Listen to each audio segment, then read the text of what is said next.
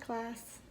First, I just want to take the opportunity to share with you that I've really been enjoying the course this semester, and especially the opportunity to make acquaintance with each of you.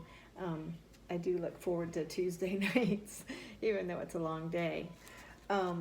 As you know, this week we are reading, they call it Prairie Light, and I've enjoyed the book very much. And it seems the last couple weeks we've been focusing on how the country is trying to civilize the Native Americans. The article that I chose to read and that I'll support during our lecture is an article that focuses actually on feminism. And it's by Peggy Pasco, and it was written not long after the book was actually written. I was hoping to find something a little bit later, but the idea of feminism, it struck me a few times through the book, so I wanted to discuss an article in reference to that. So as we know in the book, Lomawaima, she uses personal narratives from the Native Americans that actually attended the Chalaka Indian school, and it's from a very specific time period, which really kind of plays in to, I'm hoping, the discussion as well. That time period being the 1930s and 40s. So in the article I read, again, she's focusing on basically on the women and girls, which is not that usual when looking back to Indian boarding schools. Scholars haven't really focused primarily on that. And it's not that Lomawaima did as well, but there were a few really good sections on there. And one of the topics I'm hoping we'll discuss is definitely primarily around that. So what Pasco does in her article is she makes a call out to feminist scholars to look more in depth at the U.S. government's attempt in history to basically program or redefine women, and in this case, Native American women, domestication for sure.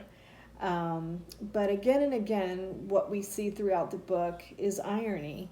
For the government is trying to culturalize, I'm not sure that's a word, but they're trying to basically have women be very domestic, which is really against how they were when they were originally come across, as we've already read. So, but basically, again, in the book, which is favorable, Pasco's article is very favorable of Lomawaima's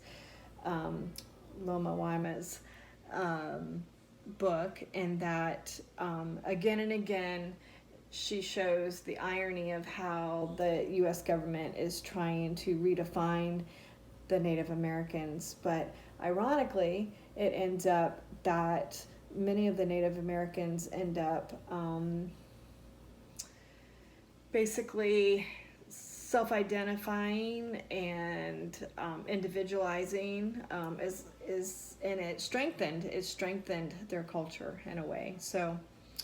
So what I'm hoping we can do for class is to actually look at a few key terms, and what I've done is these are the terms I'm hoping we can discuss. So I'd like to discuss the term crusade, because I think that comes up again and again, and then acculturation, the Merriam Report, which is very, very significant, John Collier's work, how he comes in, and then the idea of day schools and vocational training.